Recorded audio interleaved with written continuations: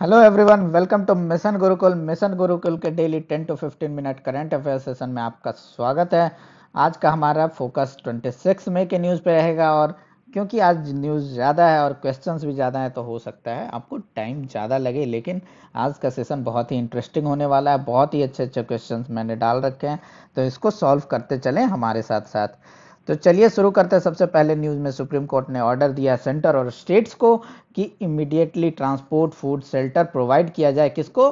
तो migrant workers को। तो सुप्रीम कोर्ट का जो पावर है उसके बारे में हमें पता होना चाहिए, और ये आपका एक स्टैटिक पार्ट बन जाता है, क्योंकि supreme court is a part of union, and union के पार्ट में आपको इसके बारे में, यूनियन जुडिशियरी के बारे में बहुत ही अच्छे से, बहुत ही डिटेल में पढ़ने की जरूरत है। पॉलिटी में कभी भी क्वेश्चन पूछा जा सकता है। तो सबसे पहले क्वेश्चन देखते हैं कि which under which article Indian constitution, कौन से आर्टिकल के अंदर कॉन्स्टिट्यूशन में सुप्रीम कोर्ट के पास पावर है कि pass such degree as it is necessary for doing complete justice. इसको कभी कभी एक्स्ट्रा ऑर्डिनरी पावर भी बोला जा सकता है, या फिर power of supreme court to make law. समझ रहे हैं ना? लॉ कौन बनाता है? लॉ बनाता है आपका पार्लियामेंट। लेकिन कभी कभी इस जो आर्टिकल है इसको भी, ये भी बोला जाता है power of supreme court to make law, क्योंकि इस आर्टिकल के अंदर सुप्रीम कोर्ट कोई भी ऑर्डर, कोई भी डिक्री ऐसा पास कर सकता है जिस की जरूरत है to provide complete justice to any person. अगर कोई लॉ नहीं है उस ग्रे एरिया में, उस एरिया में लॉ नहीं है, तो ऐसा डिक्री पास कर सकता है कि हाँ ये अभी का लॉ है, जब तक कोई पार्लियामेंट लॉ बनाती नहीं है। तो ये कौन से आर्टिकल के अंदर आता है? तो एक्स्ट्राऑर्डिनरी पावर आपका आर्टिकल 142 है। इसके अलावा ये भी सारे आर्टिकल्स हैं जो कि बहुत इंपॉर्टेंट है आपके सुप्रीम कोर्ट से रिलेटेड। तो इसको भी आप पढ़ लीजिए एक बार। 143 जैसे है कि president to consult supreme court. अब चलते हैं नेक्स्ट क्वेश्चन की तरफ। नेक्स्ट क्वेश्चन जो हमने पहले भी डिस्कस कर रखा है ये टॉपिक पे, फ्रीडम ऑफ एसोसिएशन और फंडामेंटल राइट्स पे। तो ये एक टाइप से पुराना हमने डिस्कस कर रखा है। इसको दूसरे एंगल से देखते हैं कि fundamental rights guaranteed under constitution of India, उसमें क्या है? फ्रीडम ऑफ एसोसिएशन है। तो ये बिल्कुल सही फ्रीडम ऑफ एसोसिएशन है। राइट टू डेमोन्स्ट्रेट भी है और राइट टू पिकेटिंग भी है। ये तीनों आपका फंडामेंटल राइट अंडर आर्टिकल 19 है। और उसके आर्टिकल 19 के अंदर भी कौन सा क्लॉज है, ये मैंने पिछली बार भी पूछा था, वो आप बताइए। लेकिन इसमें एक चीज और बात है, उसमें लिखी हुई बात है कि ये राइट टू पिकेटिंग और राइट टू डेमोन्स्ट्रेट ये नहीं बताता है कि ये राइट टू स्ट्राइक है। ठीक है, तो जब हम लोग इंडस्ट्रियल रिलेशन के इंडस्ट्रियल डिस्प्यूट टॉपिक पे आएंगे तो हम लोग देखेंगे कि स्ट्राइक, डेमोन्स्ट्रेशन और पिकेटिंग में क्या अंतर है। तो यहाँ पे क्या हो गया? यहाँ पे आंसर हो गया हमारा ऑल ऑफ द अबव। इसका आंसर क्या था हमारा? आर्टिकल 142। अब तीसरे क्वेश्चन की तरफ चलते हैं कि जैसे अब फ्रीडम ऑफ एसोसिएशन हमने डिस्कस कर लिया, freedom of movement. Freedom of movement क्यों दिया? क्योंकि हमारा माइग्रेंट मूव कर रहे हैं, तो उसका क्या राइट है? क्या उनके पास राइट है मूवमेंट का? तो वो उससे हम लोग देखते हैं कि क्या है। तो right to move inside the country is protected under article 19, और right to move outside the country is protected under article 20 of Indian constitution। तो ये आपका तो सही है आर्टिकल 19, लेकिन ये अंडर 20 नहीं, आर्टिकल 21 है, that is right to life and liberty, उसके अंदर प्रोटेक्टेड है। तो इसके आंसर क्या हो गया हमारा? 1 ओनली। ठीक है, right to move outside country हमने डिस्कस कर रखा है, that is a fundamental right under article 21। और right to move inside country, that is right under article 19। तो ये आपका माइग्रेंट्स के पास राइट है टू मूव इनसाइड कंट्री। एक और क्वेश्चन देखते हैं। Consider the following statement about freedom of movement. ठीक है, तो फ्रीडम ऑफ मूवमेंट से देखते हैं क्वेश्चन करके। फ्रीडम ऑफ मूवमेंट पे रीजनेबल रिस्ट्रिक्शन क्या क्या लग सकता है फ्रीडम ऑफ मूवमेंट पे? तो reasonable restriction can be imposed on the ground of interest of general public. हाँ बिल्कुल, जनरल पब्लिक के इंटरेस्ट पे रीजनेबल रिस्ट्रिक्शंस लग सकते हैं। और साथ ही साथ शेड्यूल्ड ट्राइब के प्रोटेक्शन, अब देखिए बहुत सारे शेड्यूल्ड एरिया है, बहुत सारे एरिया है जहाँ पे आईएलपी यानी इनर लाइन परमिट चाहिए आपको मूव करने का, तो वहाँ आपका जो फ्रीडम ऑफ मूवमेंट है वो रिस्ट्रिक्टेड है। तो ये आपका स्टेटमेंट सही हो गया। Freedom of movement of prostitutes can be restricted on the ground of public health and public morals. तो हाँ ये भी बिल्कुल सही बात है, क्योंकि इस का जजमेंट सुप्रीम कोर्ट के द्वारा आया है कि प्रोस्टिट्यूट्स का मूवमेंट को हम लोग रिस्ट्रिक्ट कर सकते हैं on grounds of public health and public morals. अब चलते हैं तीसरे स्टेटमेंट के रिस्ट्रिक्शन ऑफ, देखिए ये डिजीज से रिलेटेड है तो डिजीज वाला भी स्टेटमेंट हमने दे दिया, क्योंकि ये सारे स्टैटिक पार्ट हैं। ये आप लक्ष्मीकांत या कोई भी static book constitution of India आप पढ़ेंगे तो उसमें ये सारे पार्ट्स आपके रहेंगे ही। तो ये भी जजमेंट से रिलेटेड है कि जो पर्सन के पास एड्स से इन्फेक्टेड है, क्या उनका मूवमेंट रिस्ट्रिक्ट किया जा सकता है अंडर आर्टिकल 19 ऑन, तो फिर बिल्कुल सही, उसका मूवमेंट रिस्ट्रिक्ट किया जा सकता है। लेकिन यहाँ पे स्टेटमेंट क्या है कि जो मूवमेंट रिस्ट्रिक्ट करेगा वो violation of freedom of 19 article 19 है, तो ये गलत है क्योंकि ये आपका रीजनेबल रिस्ट्रिक्शन में आता है। तो इनकरेक्ट स्टेटमेंट कौन हो गया? आपका सी हो गया। Right to residence and freedom of movement are complementary to each other. देखिए राइट टू रेसिडेंस, देखिए कल हमने क्या पढ़ा था? डोमिसाइल के बारे में, JNK के डोमिसाइल के बारे में पढ़ा है। तो ये आपका इससे लिंक हो गया क्योंकि राइट टू रेसिडेंस और राइट टू मूवमेंट एक टाइप से लिंक्ड हैं, क्योंकि जो रीजनेबल रिस्ट्रिक्शन यहाँ पे लग रहा है वही, ये जो रीजनेबल रिस्ट्रिक्शंस आपने यहाँ देखे थे वही रीजनेबल रिस्ट्रिक्शन आपको राइट टू रेसिडेंस में भी लगता है। तो ये एक टाइप से कंप्लीमेंट्री टू ईच अदर हैं, ठीक है। तो ये हमने ये स्टैटिक पार्ट कुछ देख लिया पॉलिटिकल की जो हमारे न्यूज़ से रिलेटेड है, क्योंकि डायरेक्टली क्वेश्चन तो आएगा नहीं आपसे कि सुप्रीम कोर्ट ने क्या सुओ मोटो लिया है माइग्रेंट वर्कर का या फिर किसी ने केस किया है तो लिया है। तो ये आपका न्यूज़ बेस्ड हो गया। तो ये क्वेश्चन हमारी यूपीएससी नहीं पूछते हैं, यूजुअली नहीं पूछते हैं। बहुत सी कम टॉपिक है जिस पे न्यूज़ बेस्ड क्वेश्चन आता है तो हम लोग उसका न्यूज़ बेस्ड क्वेश्चन भी करते हैं। अब चलते हैं इकोनॉमी एंड डेवलपमेंटल इशूज़ पे। तो financial stability and development council news में रहा है। तो जब भी कोई काउंसिल ऐसे बॉडीज का नाम आता है तो आपको दिमाग खड़ा हो जाना चाहिए, क्योंकि ऐसे क्वेश्चंस आ जाते हैं। तो ये कौन सा काउंसिल है? इसने रिप्लेस किया है high level coordination committee on financial market. कब एस्टैब्लिश हुआ है ये आप कमेंट करके बताइए। ये हाई लेवल इस कमिटी को रिप्लेस किया है और साथ ही साथ इसका ऑब्जेक्टिव क्या है? फाइनेंशियल स्टेबिलिटी मेंटेन करना, एनहांसिंग इंटरनल रेगुलेटरी कोऑर्डिनेशन और प्रोमोटिंग फाइनेंशियल सेक्टर डेवलपमेंट। इसके चेयरमैन, जब भी कमेटी का कोई भी बात आए तो उसका चेयरमैन आप बहुत ही इंपॉर्टेंट हो जाता है, आपको पता होना चाहिए इसके चेयरमैन कौन है? Union finance minister. Finance minister usually chairman कौन कौन से लोग होते हैं? या तो मिनिस्टर होंगे, या तो सेक्रेटरी होंगे, या फिर आपके प्रधानमंत्री होंगे, या फिर कैबिनेट मिनिस्टर कोई होंगे। तो ऐसे चीज़ों को आपको ध्यान में या दिमाग में रखना है। अगर नहीं है ये सारी चीज़ तो अगर कोई दूसरा है तो उसको तो और ज़्यादा दिमाग में रखना है। तो क्या एक क्वेश्चन भी कर लेते हैं, which of the following is recently added. देखिए एक कमिटी है, उसके तो मेंबर्स भी होंगे। तो मेंबर्स कौन कौन से होते हैं? गवर्नर ऑफ RBI इसके मेंबर हैं, तो बिल्कुल सही। Secretary and department of financial service ये भी हैं। चेयरमैन ऑफ सेबी तो ये भी इनके मेंबर हैं। लेकिन जो रिसेंटली ऐड हुए हैं ये हमारे से क्वेश्चन पूछा गया है, तो रिसेंटली आपके ऐड हमारे 4th हुए हैं, that is secretary in ministry of electronics and information technology. क्योंकि हमारा डिजिटल फोकस है तो ये इनको रिसेंटली ऐड किया गया है as member of financial stability and development council. अब इकोनॉमी की तो बात हो गई, उसके अलावा कौन कौन से मेंबर होते हैं एक बोनस पॉइंट पे हम लोग देख लेते हैं। फाइनेंस सेक्रेटरी और या फिर secretary of department of economic affairs, या फिर इकोनॉमिक एडवाइजर जो होंगे मिनिस्ट्री ऑफ फाइनेंस के, वो लोग भी पार्ट होते हैं। उसके अलावा भी लोग पार्ट है, लेकिन ये मेजर पर्सनालिटीज हैं तो इनको हमने देख लिया। अब एक क्वेश्चन करते हैं कि what is the term RT, जो लैंप आ रहा है न्यूज में वो किस चीज से रिलेटेड है? ये कमेंट करके बताइए, तब तक हम लोग इसके बारे में पढ़ लेते हैं। तो क्या है ये RT लैंप? हमने पहले RT-PCR देख रखा है करंट अफेयर सेशन में। RT लैंप एक नया है, ट्रांसक्रिप्टेज लूप मेडिएटेड। देखो ये आइसोथर्मल एम्प्लीफिकेशन, ये एक टाइप से टेक्नोलॉजी यूज करके क्या डिटेक्ट करता है? आपका COVID-19 डिटेक्ट करता है। तो ये एक टाइप का आपका टेस्ट किट है और ये आपका क्या यूज करता है? आपका नेजल स्वैब एंड थ्रोट का जो स्वैब करते हैं कॉटन से, मान लीजिए इसको लेके और आपके थ्रोट को स्वैब करके वहां से जो DNA मटेरियल निकलेगा उससे यूज करके आपका टेस्ट करते हैं। तो वो RT लैंप के टेक्नोलॉजी के थ्रू यूज करके आपका टेस्ट होता है। तो ये एक टाइप से बहुत फास्ट होता है और इसमें जो PCR है ना, इसमें आपको इंपोर्ट करने होते हैं बहुत सारे मटेरियल चाइना से। तो रिलायबिलिटी बढ़ाने के लिए ये हमने ये टेस्ट किट भी निकाला है जो कि बहुत ही चीप और बहुत ही फास्ट है। तो इसको न्यूज में आया तो हमने इसको भी देख लिया। एक बार कंपाइल करके हम लोग जब कोरोना वायरस का साइकिल खत्म होगा तो हम लोग देखेंगे सारे टेस्ट किट्स वगैरह वगैरह और भी ज़्यादा टॉपिक्स भी देखेंगे। तो रिसर्चर है, अब देखते क्वेश्चन कर लेते हैं कि रिसर्चर्स हैव, एक और न्यूज में आया है कि researcher have found the spectrin can act as shock absorbents to protect axon from stretch induced damage। तो ये आपका देखिए ऐसा न्यूज है, लेकिन न्यूज कभी ये सब रिसर्च है वो चल रहा है ना, तो ये तो कंफर्म चीज नहीं है, तो ऐसा तो नहीं आएगा डायरेक्टली इस पे क्वेश्चन।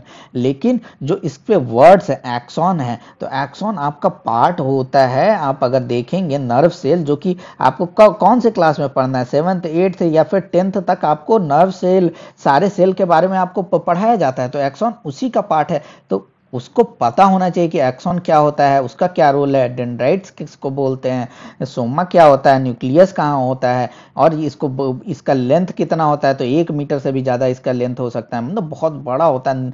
नर्व सेल जो होता है वो बहुत ज़्यादा लेंथ का होता है। तो उस पर एक क्वेश्चन कर लेते हैं एक दो। तो gap between two neuron cell is called as, क्या है आप कमेंट करके बताइए, तब तक हम दूसरा क्वेश्चन देख लेते हैं। Choose the correct statement. तो एक्सॉन क्या है, तो flexible rod shaped molecule present in spectrin, क्या ये सही है?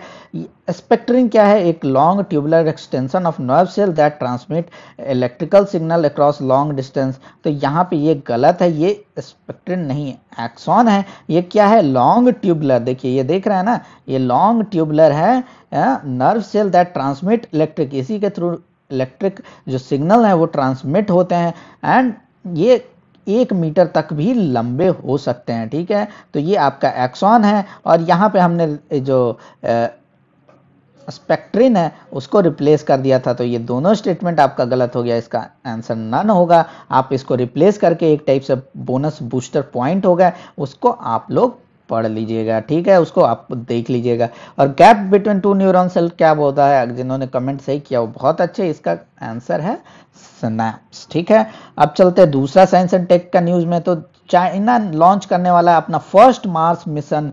देखिए फर्स्ट मार्स मिशन ऐसा नहीं है कि इन्होंने पहले ट्राई नहीं किया, इन्होंने पहले ट्राई किया है, लेकिन लॉन्च करने वाला फर्स्ट मार्स मिशन की जो कि लैंडर होगा। ठीक है, यानी जो मार्स के सरफेस पे वो लैंड करेगा। ठीक है, जो पहले मिशन थे इनके फेल हो गए हैं।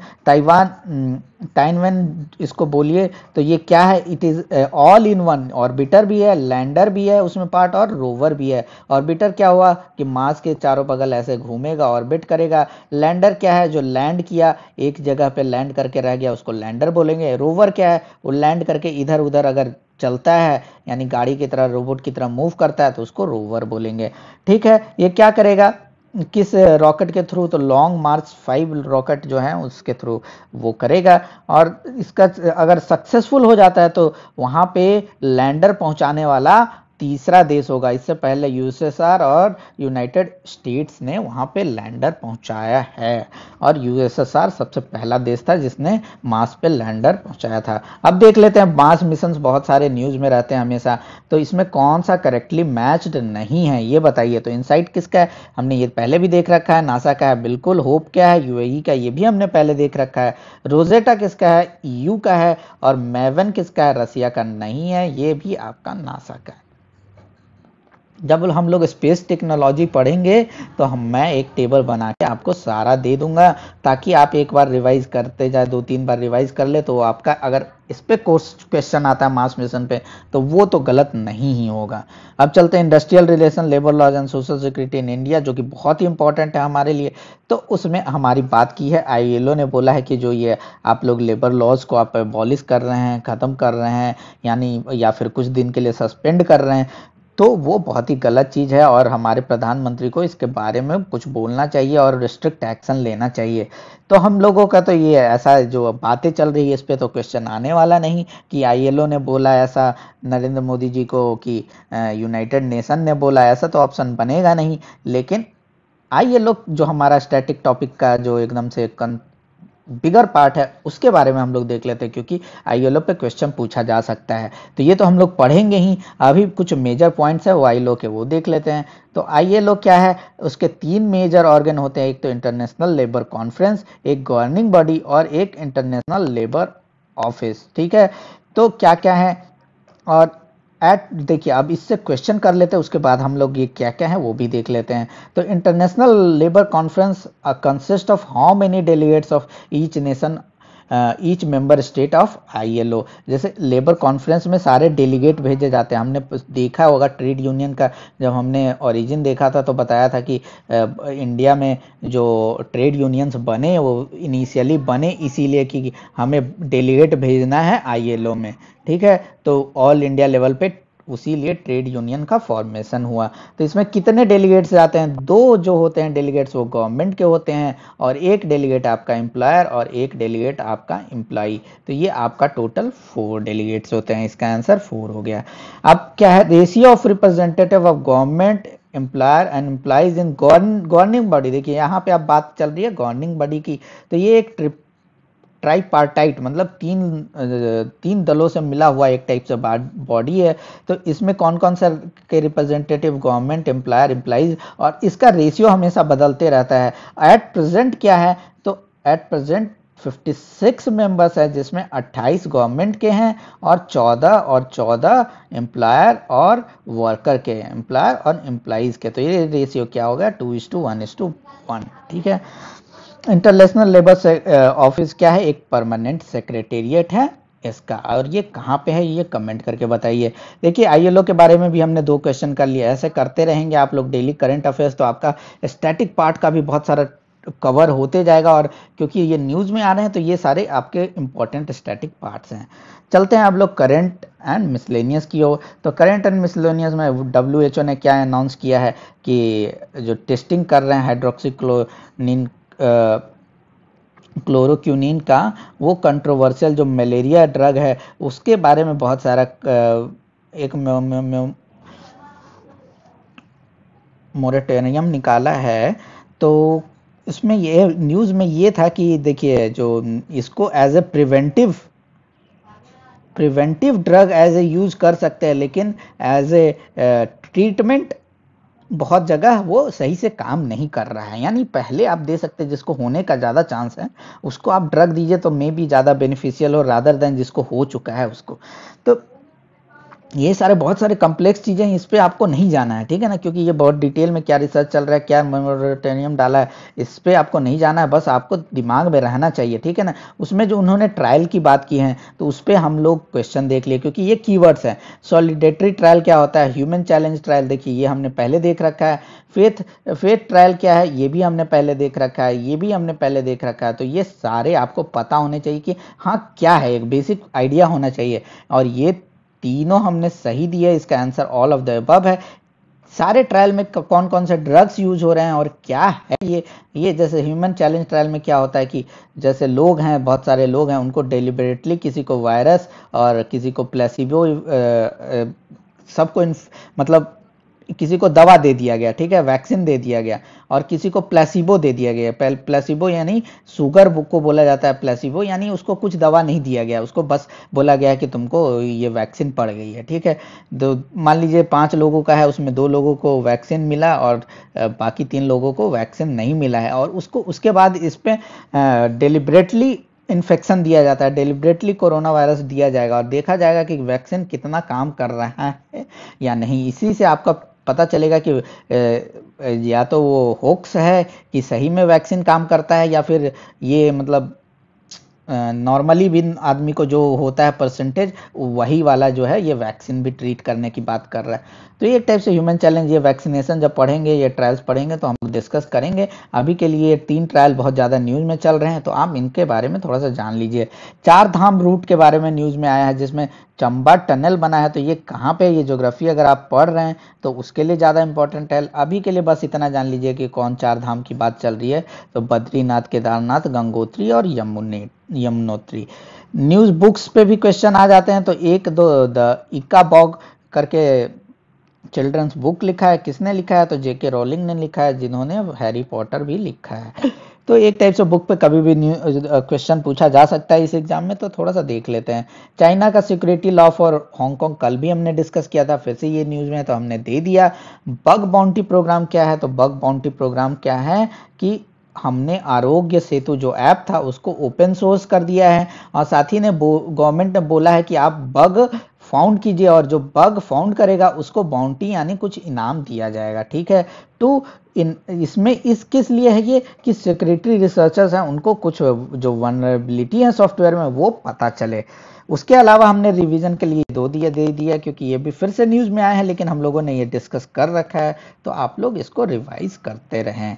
अब चलते हैं हम लोग वन लाइनर न्यूज़ की तरफ। वन लाइनर न्यूज़ में क्या क्या आए हैं, को एक है आर्मिस्टिकल एग्रीमेंट, ठीक है ना, आर्मिस्टिक एग्रीमेंट, ठीक है। तो ये किस चीज़ से रिलेटेड है, जैसे नॉर्थ कोरिया है, साउथ कोरिया है, तो इनके बीच में एक टाइप से एग्रीमेंट है। हालांकि इसमें आपके साउथ कोरिया ने साइन नहीं किया है, ठीक है। तो इस पे आप उतना ज़्यादा डिटेल में नहीं जाना है। अगर कीवर्ड पे पूछा जाएगा किस से रिलेटेड है, तो ज़्यादा से ज़्यादा क्वेश्चन आ सकता है कोरिया से रिलेटेड है कि नहीं। और अगर कोरिया पे क्वेश्चन आता है तो 38th पैरेलल क्या है, तो ये एक पैरेलल है जो इन दो देशों को डिवाइड करता है। तो ठीक है, तो ये एक बस जानने वाली फैक्ट है। अगर कीवर्ड पे अगर क्वेश्चन आता है कोई भी पीसीएस एग्जाम या वन लाइनर बेस्ड, तो आप उसको बस एज ए फैक्ट थोड़ा सा जान लीजिए। और एग्रीमेंट हुआ है आपका मध्य प्रदेश में पावर फाइनेंस कॉर्पोरेशन और नर्मदा बेसिन प्रोजेक्ट कंपनी में के बीच में हाइड्रो इलेक्ट्रिकल प्रोजेक्ट बनाएंगे ये लोग। तो इसलिए एक टाइप से ये न्यूज़ बेस्ड है, इस पर क्वेश्चन आने के कम प्रोबेबिलिटी है, लेकिन आप जान लीजिए ये एक बेवक्यू एक क्या है, एक ऐप है जिसके थ्रू हम लोग लिक्विड डिस्ट्रीब्यूट करेंगे। तो इसको जैसे ये हो सकता है ना, ये एक टाइप से बेवड़ा का क्यू है, ठीक है ना। इसका ये जैसे नाम आ रहा है ना बेवड़ा क्यू, तो वही है वो। एक टाइप से जैसे लिकर के दुकान पे बहुत भीड़ लग रही है, तो एक टाइप से वर्चुअल आपका क्यू बनेगा। वर्चुअल यानी आपको मिल गया कि आप वहां गए गूगल प्ले पे स्टोर पे, आपके पास ऐप है, आपका आ गया कि हाँ आपका 5 नंबर चल रहा है, आपका 4 नंबर चल रहा है, आपका 3 नंबर, आपका 2 नंबर, आपका नंबर आ गया, आप जाके दारू ले लीजिए। तो वही बात है, वो बेवक्यू ऐप है। आपको वहां पे भीड़ नहीं लगानी है, आपको दूर ही रहना है, लेकिन आपका नंबर वहां आते रहेगा। खीर भवानी मेला किस स्टेट से रिलेटेड है, तो ये कश्मीरी पंडित्स का एनुअल फेस्टिवल है। तो आज हम लोग यहीं खत्म करते हैं। आज हम लोगों ने बहुत सारे क्वेश्चन किया और वो सारे क्वेश्चन हमारे स्टैटिक टॉपिक से लिंक था। तो ऐसे ही आपको ट्राई करना है क्वेश्चंस करने का, क्योंकि क्वेश्चंस डायरेक्टली न्यूज़ बेसिस पे यूपीएससी में नहीं पूछे जाते हैं। आपको न्यूज़ बेसिस पे अगर आ रहे हैं तो वैसे कीवर्ड बेस्ड क्वेश्चन होंगे। अगर थोड़ा सा भी हार्ड अगर क्वेश्चन पूछेगा तो आपको स्टैटिक से लिंक करके ही क्वेश्चन आएगा।